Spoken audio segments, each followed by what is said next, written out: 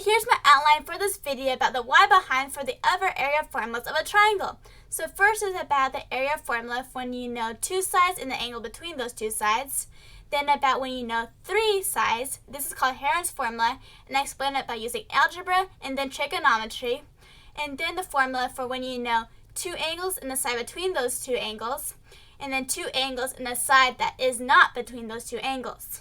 Okay, let's talk about the explanation for the area formula when you know two sides and the angle between those two sides. So here's our triangle. And let's call these angles capital A, capital B, and capital C. For the sides, that would be opposite the corresponding angle. So opposite capital A, here is side A. And so on for B and for C. Now here's the height. Now for this triangle and for this height, the area of this triangle will be 1/2 AH because that is 1/2 base times height. Now what is sine C? Well, using this right triangle that is part of this triangle that we're trying to find the area of, we can tell that sine C is equal to H over B, opposite over hypotenuse. And therefore H is equal to B sine C. And therefore the area of this triangle is equal to 1/2 AB sine capital C. Okay, let's now talk about Herons Formula. So here's our triangle. Let's label these angles capital A, capital B, and capital C. Now the sides would be opposite the corresponding angles. So here's side lowercase a, side lowercase b, and side lowercase c. Here's the height. Let's call this length x and this length y. Now what will be the area of this triangle? It would be 1/2 base times height, or 1/2 AH. Now looking at this triangle that's part of this total triangle, we use Pythagoras theorem to realize that x squared plus h squared is equal to b squared. Subtract both sides by x squared, we get this. Then let's use the factorization of the difference of two squares and we get this. We also know that x plus y is equal to a. Subtract both sides by x and then square both sides. This is actually a reversible step because everything is positive for this triangle because it's a triangle. And then we expand, and then we add h squared to both sides. Now using Pythagoras theorem, we realize that y squared plus h squared is equal to c squared.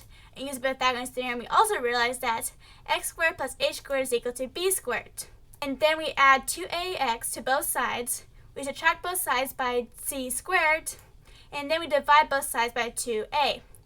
And so now let's substitute this expression in for x. And we get this. Now b will be equal to 2ab over 2a. And then we combine these fractions, simplify, and then we move things around a bit. And then we factor out the minus sign. And then we factor, and then we move things around a bit.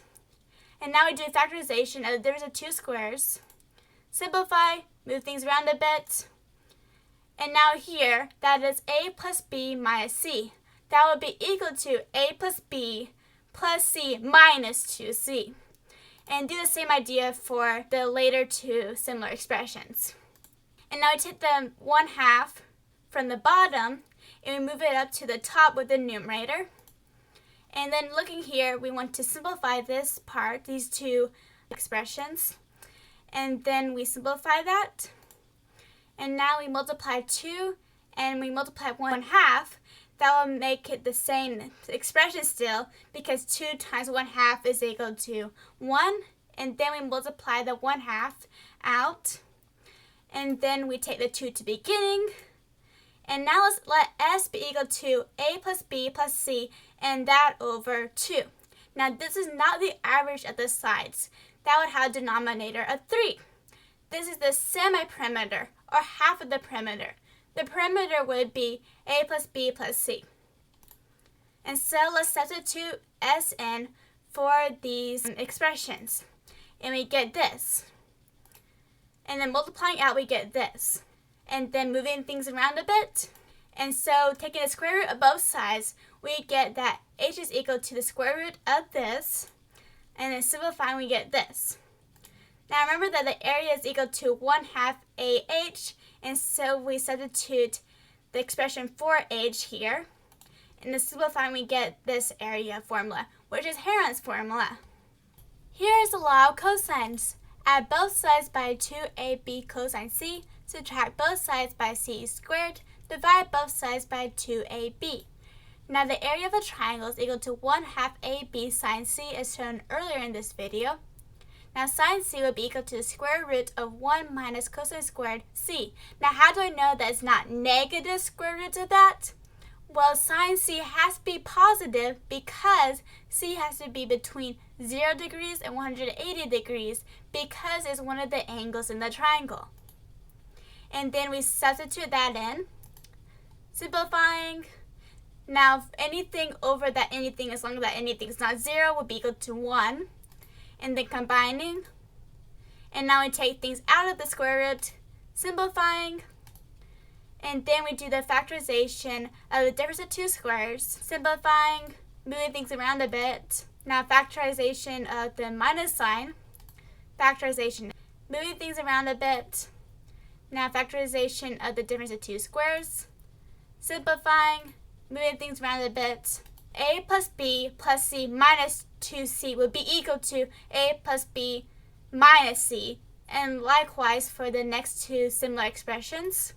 Now 16 times 1/2 times 1/2 times 1/2 times 1/2 would be equal to 1. So we can multiply 16 times 1/2 times 1/2 times 1/2 times 1/2 to this.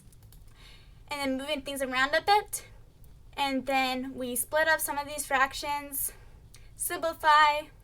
And now let's let S, the semi-perimeter for half of the perimeter, be equal to A plus B plus C over 2. And then we substitute that in, moving things around a bit. And now we take the 16 from inside the square root to outside the square root. And now we have a 4 outside the square root. And then simplifying. So we know from the SAS formula that the area of a triangle is 1/2 AC sine of capital B. Now you may say this is a bit different from the formula I derived earlier in this video. However, if you use the same method, had a different height and base, you would get this formula. We know from the law of sines that A over sine capital A is equal to C over sine capital C. Now let's multiply sine capital A to both sides. Now let's plug in lowercase a into the first equation. And simplifying, we get this. Now you may say that ASA and AAS only talk about 2 angles and not 3 angles, but this formula has 3 angles. Why is that? Well, if you know 2 angles of a triangle, it's pretty easy to figure out the third because all angles in a triangle add up to 180 degrees. Thank you for watching this video. If you would like to, feel free to click on this playlist to watch more similar videos.